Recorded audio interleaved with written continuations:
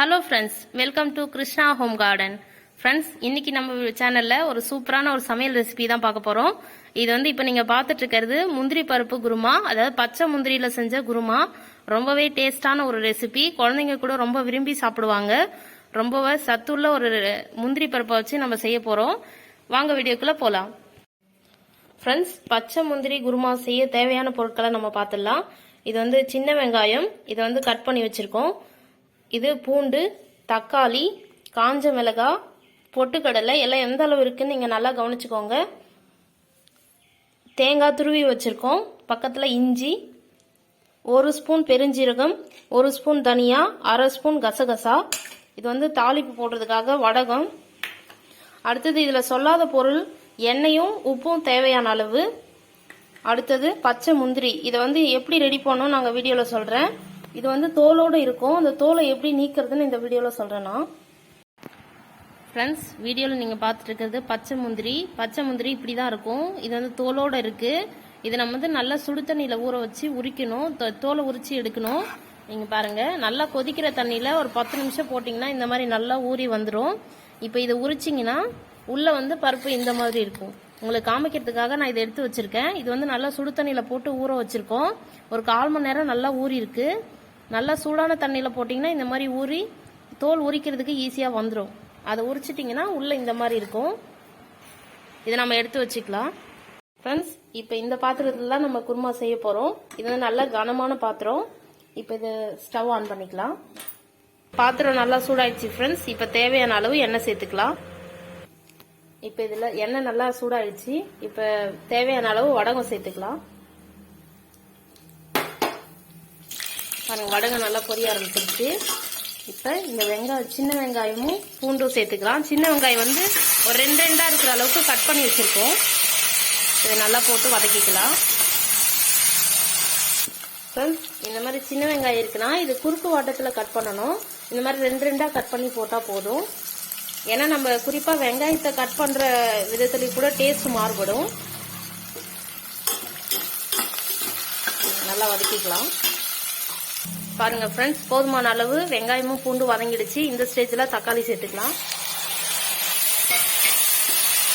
நல்லா வதங்கட்டும். இது பெருங்காயத்தூள் சேர்க்கிறோம் லைட்டா. இது வந்து உங்ககிட்ட சொல்லலை. தேவையான அளவு பெருங்காயத்தூள் சேர்த்துக்கலாம். தக்காளி எல்லாமே நல்லா வதங்கிடுச்சு ஃப்ரெண்ட்ஸ். இப்போ வந்து நம்ம இந்த பச்சை முந்திரியை சேர்த்துடலாம்.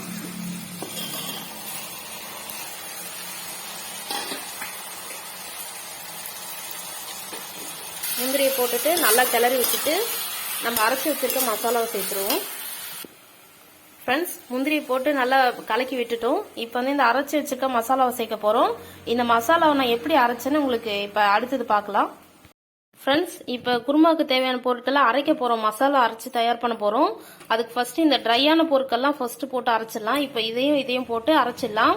காஞ்ச மிளகாய், பொட்டுக்கடலை, கசகசா, தனியா, பெருஞ்சீரகம் இதெல்லாம் போட்டு நம்ம அரைச்சிட்டு அதுக்கப்புறம் தேங்காயை சேர்த்து அரைக்கணும். ஏன்னா முதல்ல ட்ரையான பொருள்ல தேங்காயை போட்டு அது ஊறிடும். அதனால சரியா அரைக்க முடியாது. அதனால இதை ஃபர்ஸ்ட் போட்டு அரைச்சிடலாம்.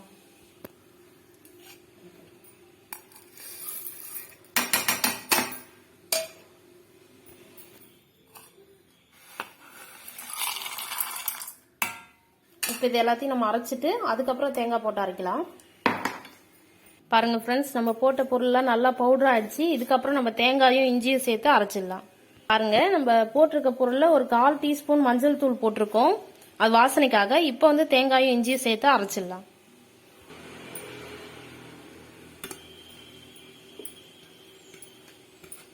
ஃப்ரெண்ட்ஸ், இதில் துருவிய தேங்காய் சேர்த்துருக்கோம். அது எந்த அளவுன்னு உங்களுக்கு தெரிஞ்சுக்கணும்னா இந்த மாதிரி ஒரு மூடி தேங்காயை நாங்கள் துருவி இதில் சேர்த்துருக்கோம். பாருங்க ஃப்ரெண்ட்ஸ், அரைச்சி எடுத்தாச்சு. இதை வந்து நல்லா ஸ்மூத்தா பேஸ்டா அரைச்சி எடுத்துக்கணும். மசாலாவை சேர்த்துலாம் ஃப்ரெண்ட்ஸ்.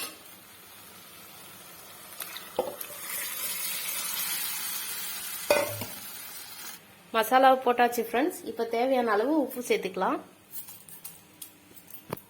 உப்பு போட்டாச்சு. நல்லா கலக்கி விட்டுக்கலாம். இந்த குருமாவை நான் கலக்கும் போதே உங்களுக்கு தெரியும் எந்த அளவுக்கு தண்ணி பதம் சேர்த்திருக்கோம்னு. பாருங்க, இப்ப நம்ம அரைச்சி வச்சிருக்க விழுதெல்லாம் சேர்த்துக்கிறதால கொஞ்ச நேரத்துல குருமா கொஞ்சம் திக்காயிடும். இது ஒரு 10 நிமிஷம் கொதிச்சா போதும். ஒரு 10 நிமிஷம் இது கொதிக்கிற வரைக்கும் நம்ம மூடி வச்சிடலாம். ஃப்ரெண்ட்ஸ், இந்த டிஷ் வந்து பண்ருட்டி ஸ்பெஷல். இது வந்து பச்சை முந்திரி இந்த சைட்ல இருக்கவங்களுக்கு கிடைக்கும், பண்ருட்டி பக்கம் இருக்கவங்களுக்கு கிடைக்கும்.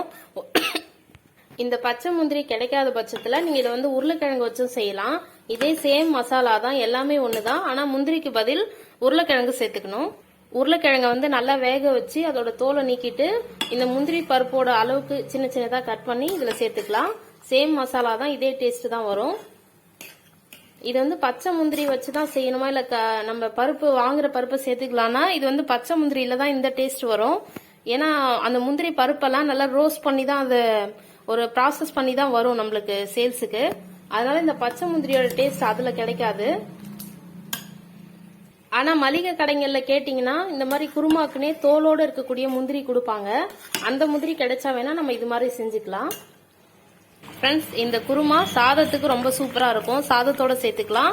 இது வந்து சாதத்து கூட அப்பளத்தை கூட சைடிஷா வச்சு சாப்பிடும்போது ரொம்ப சூப்பரா இருக்கும். இது வந்து டிஃபன் ஐட்டத்துக்கு நைட்டு இந்த நெய் தோசைக்கு ரொம்ப சூப்பரா இருக்கும். இதுவும் நெய் தோசை காம்பினேஷன் சூப்பரா இருக்கும். சாப்பிட்டு பாத்தீங்கன்னா அதை நீங்களே சொல்வீங்க எவ்வளவு சூப்பரா இருக்குன்னு.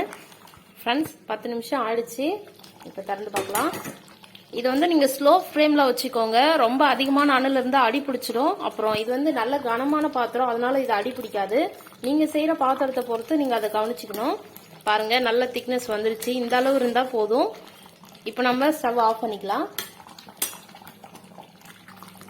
இதுக்கு மேல நறுக்கின கொத்தமல்லி இலையை போட்டு நம்ம ஃபினிஷ் பண்ணிடலாம். அவ்வளவுதான், முடிஞ்சிருச்சு. நல்ல சூப்பரான முந்திரி பருப்பு பச்சை முந்திரி கிரேவி ரெடி ஆயிடுச்சு. ஃப்ரெண்ட்ஸ், இந்த வீடியோ உங்களுக்கு யூஸ்ஃபுல்லா இருந்திருக்குன்னு நினைக்கிறேன். தேங்க்யூ. தேங்க்ஸ் ஃபார் வாட்சிங்.